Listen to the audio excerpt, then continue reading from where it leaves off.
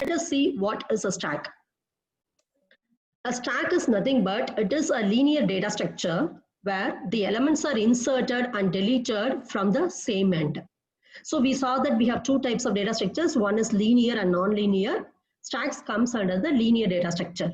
So what is the meaning of linear data structure is, if you start from the first element, you can travel all the elements of the stack one by one in one pass. That means it is a linear data structure.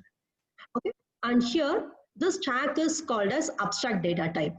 So in case of abstract data types, you will have some data objects, then you will have some basic operations which can be performed on those data objects.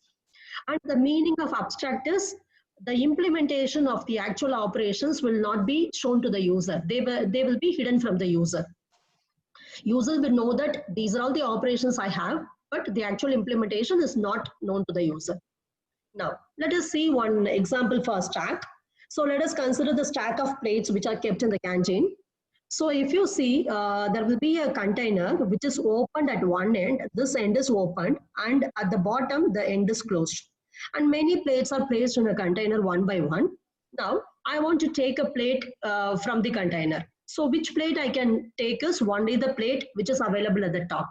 I cannot take any other plate from the container. And also when I want to insert any plate to the container, I can put the plate only on the top.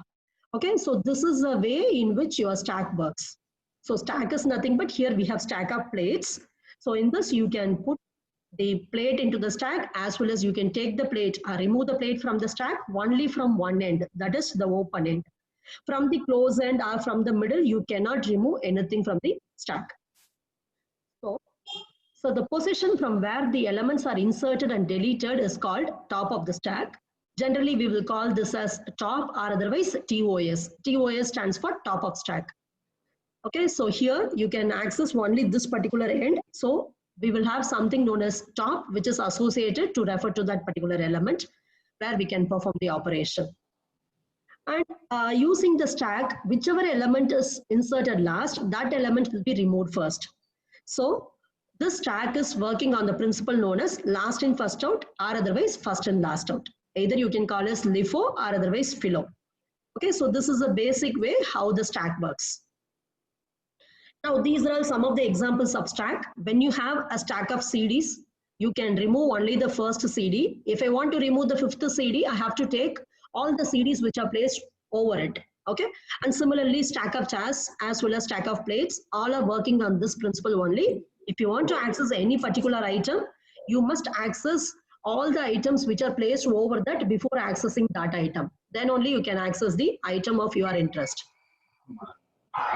Now, what basic operations we can perform on the stack?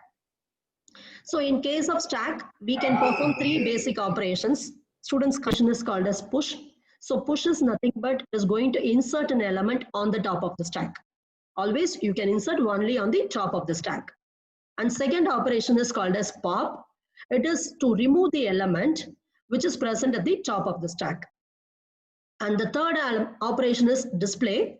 So when you want to display the element, you are not going to remove anything from the stack. Whichever element is available in the stack, in which order you can access them. In the same order, you are going to display all the elements to the user without removing them from the stack. So these are the three basic operations we'll be performing on the stack. In addition to these three, we have three more operations also. They are, you can have one function to know whether the stack is overflow or not. So what is the meaning of overflow is, while you are adding element to the stack, if the stack has already reached the maximum capacity, you cannot add any element. So you have to check whether the stack is full. This overflow is going to check whether the stack is full. And this will be called in case of push operation. We will see that later. When you are pushing the data to the stack, in that case, you will be checking for this overflow, where you are going to check whether the stack is full or not. And the next is underflow. This is going to tell whether the stack is empty or not. And we will be calling this when we are going for pop operation. And the last operation is peak, or otherwise also known as top. So what this is going to do is, it returns the top element of the stack without removing it from the stack. Try to understand the difference between peek and pop. Pop will return the element from the top of the stack and it will remove the element from the stack after returning that to the user. Whereas peek will return the element from the top of the stack. Top will be still pointing to the same element only. It will not remove it from the stack. We will see that through our in the next slide so that you will understand in clear. So these are the basic operations we can perform. So totally we have 6 operations. Now, how to implement the stack? So implementation of stack is nothing but how you are going to implement when you are writing your program. Okay, so we have 2 ways of implementing the stack. One is stacks using arrays. Okay, so here you can see I am going to implement the stack by means of an array. You know that array is nothing but group of elements of the same data type. So I can, if I consider stack of plates or stack of chairs or stack of CDs, all are of same data type, which are placed one over the other. Okay, so here by means of array, you can implement the stack, or otherwise using linked list also you can implement the stack. Okay, this we will focus in the 3rd unit. So in the 2nd unit, we are going to see implementation of stack only with the help of arrays. Now, so when you are implementing stack with the help of arrays, you have to consider the following points. The first is you have to declare an array of some specified size. Okay, for every stack, we are going to declare some maximum size. That size you have to specify while you are declaring the array, because then only compiler will allocate memory for the array. So where you are going to store your elements of the stack. And then you have to declare a variable top, which is going to refer to the top of the stack. And when you start your program, you have to initialize that to -1. Okay, because while you're starting your program, your stack will not have any content in that. So you have to initialize top to -1. And during your program, when you run your program, the value of the top will change. And at any point of time, it will have a value from 0 to size -1 only. It will not, if it is having a value other than this, it means that the stack is not having, you're not performing valid operation on that. Okay, so value of the stack, top of the stack varies from 0 to size -1. And if your top is having a value as -1, it means that your stack is empty. I told you when you start your program, you are going to initialize to -1. It means when you start your program, the stack is not having any data.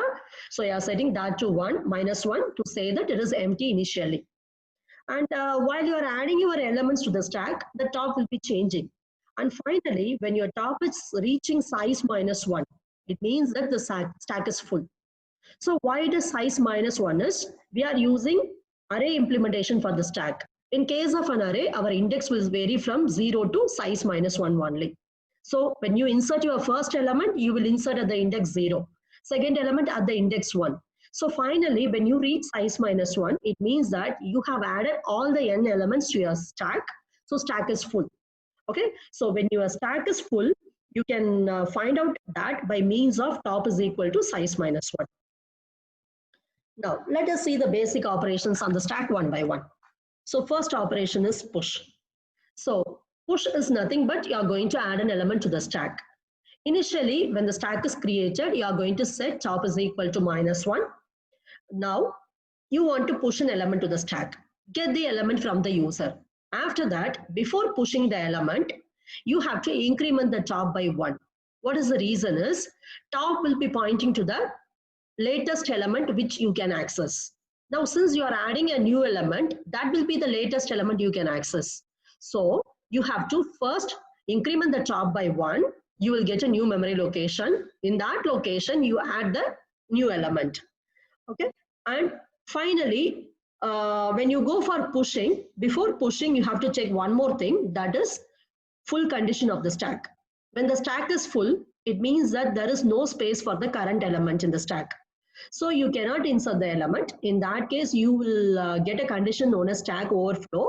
So send some error message to the user stating that you cannot add any element because stack is overflowed now. And if the size of the stack is n, the top can vary from 0 to n-1. And your stack contains some element. It indicates that your stack contains some element. Now, let us see some example for push.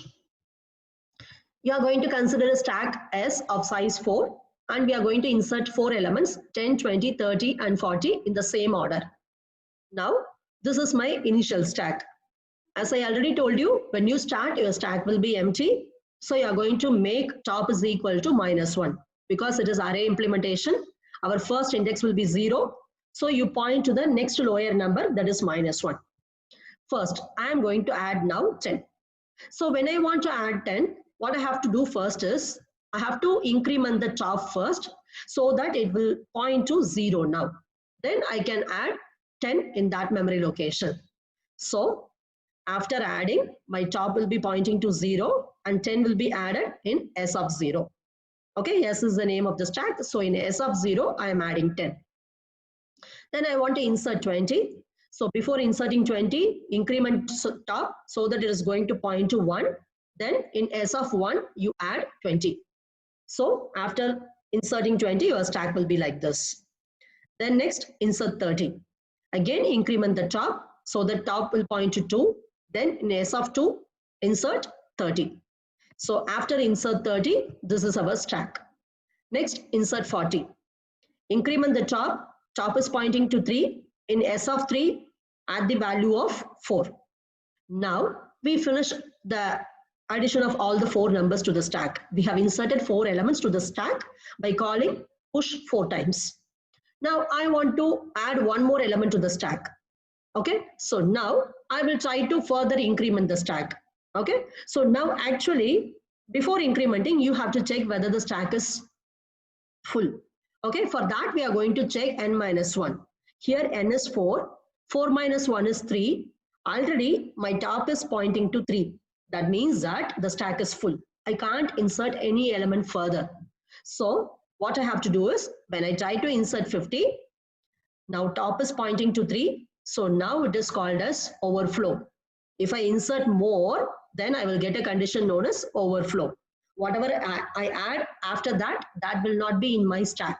It will be in some other memory or it will create some disturbance to other users if you are sharing the memory with others in a multi-user environment. So you should not add it. So throw an error message to the user stating that it is an overflow condition. Now, next operation is pop. So in case of pop, we are going to delete an element from the stack. And when the stack is empty, the top will be -1. In that case, you can't delete any element in the stack because the stack is not having any element. So throw an error message to the user stating that stack is having underflow condition. And when you perform the pop operation, first you have to remove the element from the top of the stack because the top contains the element you can access at the latest. So remove that element from the top of the stack because you are deleting the element. After that, now you cannot access that element since you have removed it. But we are not going to remove it completely from the memory. It will be there in the memory only, but we are removing it and we are going to make the pointer top to point to the next element. So after removing the element from the top of the stack, you have to decrement the top by 1. Why we are decrementing top by 1 is since you have removed the element, you should not access the element further even though that will be in your memory.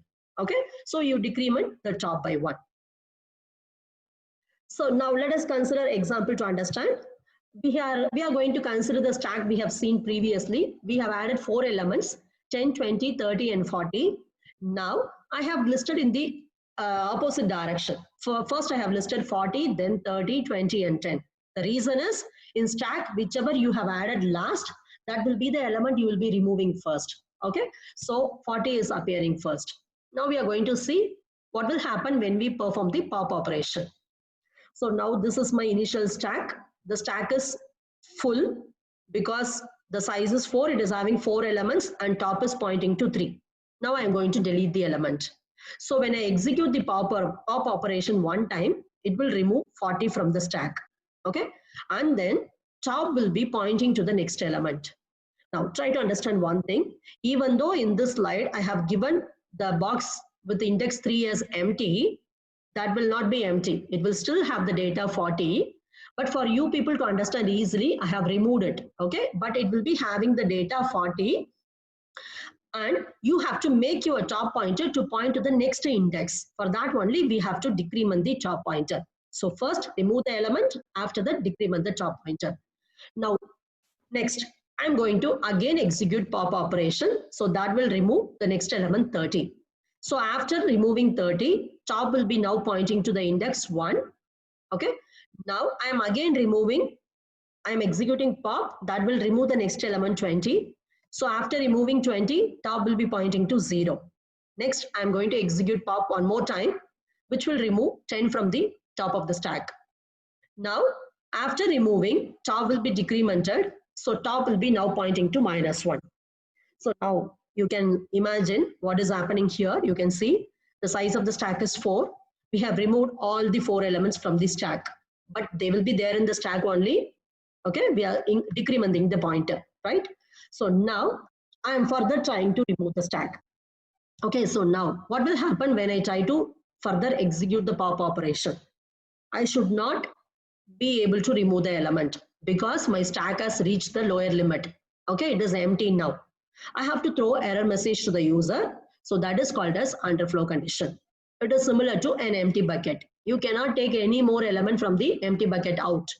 So this is underflow. Now let us see what is display. In case of display, you are going to print all the elements of the stack from the top to the bottom one by one. You are simply going to display them. You are not going to delete anything from the stack. And also during display, your top will not be changed at all. It will remain as such. Okay, so remember that in display, your top will not be changed. Now, when anybody wants to display an element in the stack, you have to first check whether the stack is having element. If it is having some elements, you display them. If it is not having elements, if it is empty, you display an error message to the user that the stack is empty. Generally, your program should address all the cases. If the user is not seeing any output, he should not be confused what's happening to my program. So for that only, we are displaying some error message if the stack is empty. And we are not going to change the top value during the display because we are not removing anything from the stack. You will change the top value only if you are adding or if you are removing data from that stack. In remaining operations, you are not going to change the top value. Okay, so now this is my stack which I have created in the push operation. I want to display them. When I want to display them, I'll be displaying the elements from the top till I reach the bottom. So first I will display 40, then I will display 30, next 20, and then 10. Okay. When I display in all the 4 times I'm displaying 4 numbers, I will never change the top. Top will be always pointing to 3 because after display also your stack contains 4 elements. Okay. So if I display, I'll be displaying from the top only. So answer will be 40, 30, 20, and then 10. This is very, very important. Stack is mainly used in case of recursion. In first year, you have studied recursive functions. Recursive function is nothing but when a function calls itself. That is known as recursive function. Okay, and while you are implementing the programs for recursive function, the compiler will be using stacks internally for doing the operation. You will not be using the stack. Compiler will be automatically using the stack internally to implement the recursive function. And then the stacks are used for parsing of some data. So this is again used by the compiler only. So for example, if you are writing program with multiple parentheses, okay, whenever you get to open parenthesis, there must be a corresponding close parenthesis. To check whether your expression contains balanced parentheses, you will be using the stack only. Then those who are familiar with HTML, you know that for HTML, there are certain tags, and for every opening tag, there is some corresponding closing tag. Okay, so to see whether there is a closing tag for all the opening tags for the match, you can use this parsing. By means of stack, you can implement it. Then we have expressions which are generally written in a format for us known as infix format. But compilers will use some other format known as postfix and prefix. That is easy for the compiler to understand and to perform the operation. But for human being, only infix is easy. Whatever we are studying, that is infix format. We will see that later. So to convert the expression from infix to postfix or infix to prefix, we will be using stacks. Then to evaluate postfix expression, evaluate means find the value of the final answer. For that also we are going to use stacks only. Then in editors which are known to you like word processor or notepad, we have buttons for performing redo and undo. Let us assume I am performing 5 operations. I am pressing undo.